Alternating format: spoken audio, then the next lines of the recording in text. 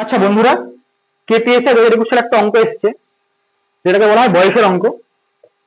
আচ্ছা, অঙ্কটাকে আবার দেখে নিই আমরা চট করে। বলছে কি, এ ও বি এর বর্তমান বয়সের অনুপাত 5:6। 7 বছর পর এই অনুপাতটি 6:7 হয়, তাহলে এর বর্তমান বয়স কত? আচ্ছা, এই টাইপের অঙ্ক বললি আমরা প্রায় হচ্ছে এক্স ধরে ওয়াই ধরে করি, করতে আমাদের সময় লাগে।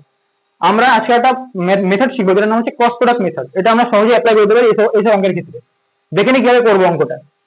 তার জন্য আমাদের লিখতে হবে, লিখলাম এ রেশিও বয়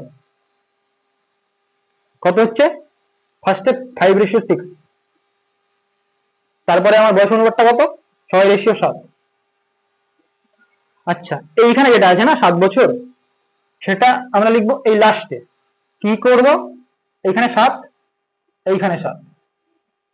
আচ্ছা, এইবারে আমাদের মেন খেলাটা হবে। কি খেলা, চট করে দেখিনি চলো। আচ্ছা, আমরা এভাবে একটা তীর মারবো ফার্স্টে, এই দিক থেকে এই দিকে। কি করব, তীর মারলাম, তীর মেরে গুণ করে দেবো। 6 × 6 কত, 36। তারপর এইভাবে একটা তীর মারবো, কি করব, সেম গুণ। 5 × 7 কত, 35। আচ্ছা, এখন কিছু করবো না, চুপচাপ দাঁড়িয়ে থাকবো আমরা।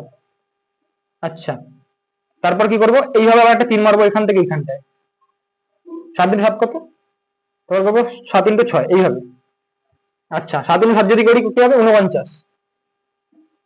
7 × 6 যদি করি 42। আচ্ছা, এই দুটোকে আমরা করে দেবো বিয়োগ। এখান থেকে এর বিয়োগ, এখান থেকে এর বিয়োগ যদি করি কি হবে, 36 থেকে 35 গেলে 1, আর 49 থেকে 7 গেলে, মানে 42 গেলে 7, অর্থাৎ একের ভ্যালু আমার 7। ঠিক আছে, একের ভ্যালু 7।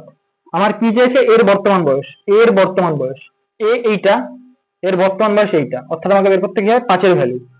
5 এর ভ্যালু এখানে যদি 7 হয়, 5 এর ভ্যালু 5 × 7 করে দেবো, কত হবে, 35। 35 বছর, অর্থাৎ অপশন এ আমাদের সঠিক অ্যান্সার।